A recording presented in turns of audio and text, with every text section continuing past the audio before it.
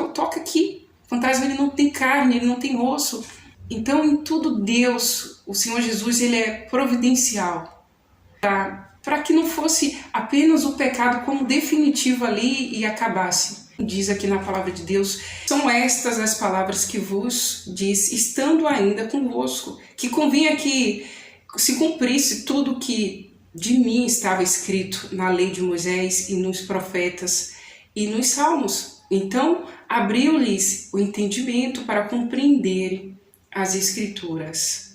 E disse-lhes, assim está escrito, e assim convinha que o Cristo padecesse e ao terceiro dia ressuscitasse dentre os mortos, e em seu nome se pregasse o arrependimento e a remissão dos pecados em todas as nações, começando por Jerusalém.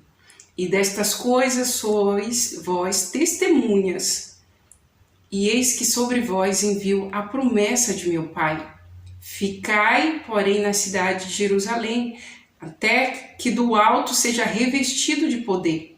E levou-os para fora, até Betânia, e, levantando as suas mãos, os abençoou. E aconteceu que, o abençoando-os, ele se apartou deles e foi elevado ao céu.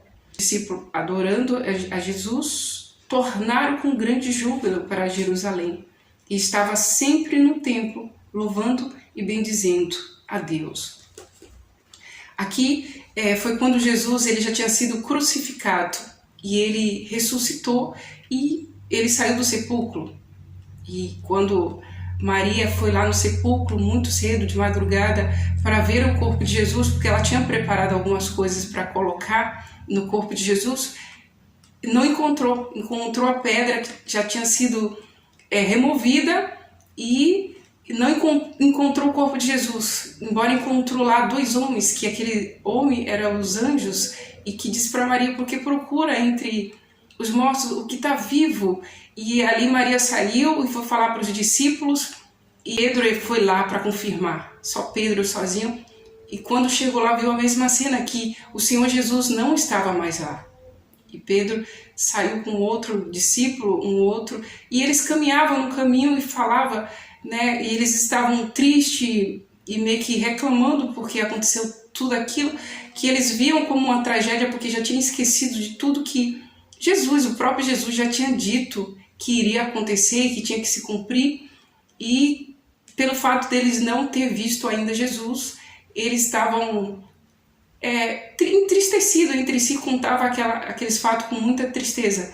E Jesus entrou no meio da conversa e perguntou, por que vocês falam essas conversas? E eles falaram, você não está sabendo, você é de fora, você está apenas passando aqui porque todo mundo sabe o que aconteceu nesses últimos dias e você não está sabendo.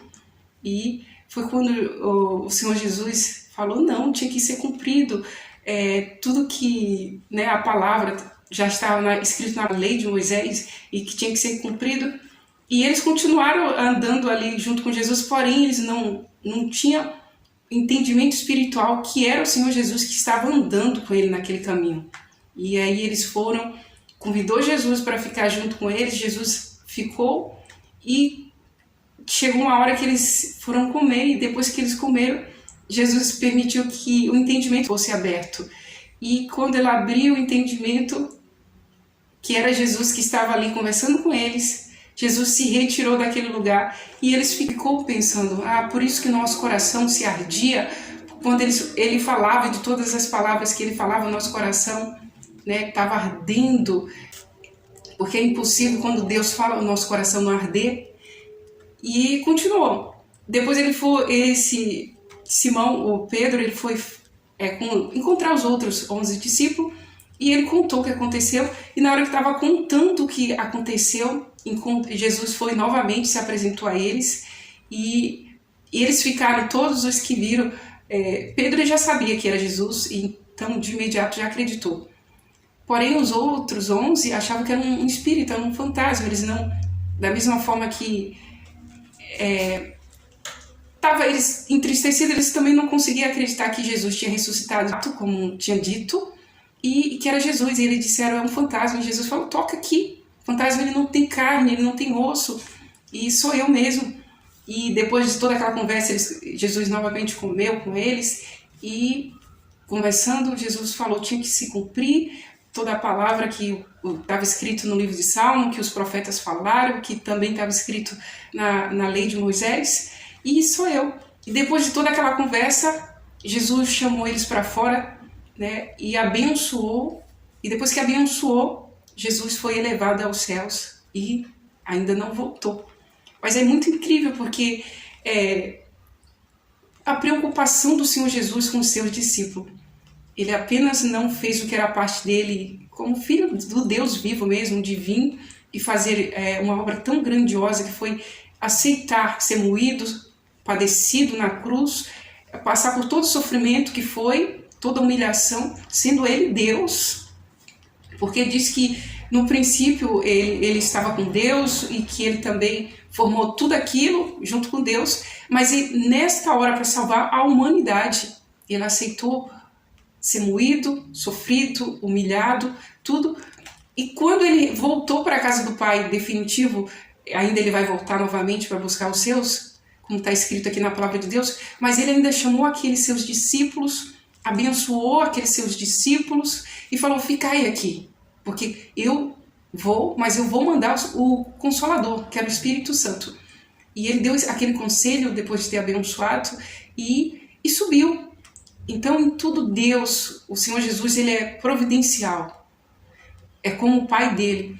Quando Adão e Eva pecou no paraíso, Deus ele providenciou algo para estar resolvendo aquele pecado, para que não fosse apenas o pecado como definitivo ali e acabasse. Mas Deus providenciou que o Senhor Jesus viesse e que desse mais uma oportunidade.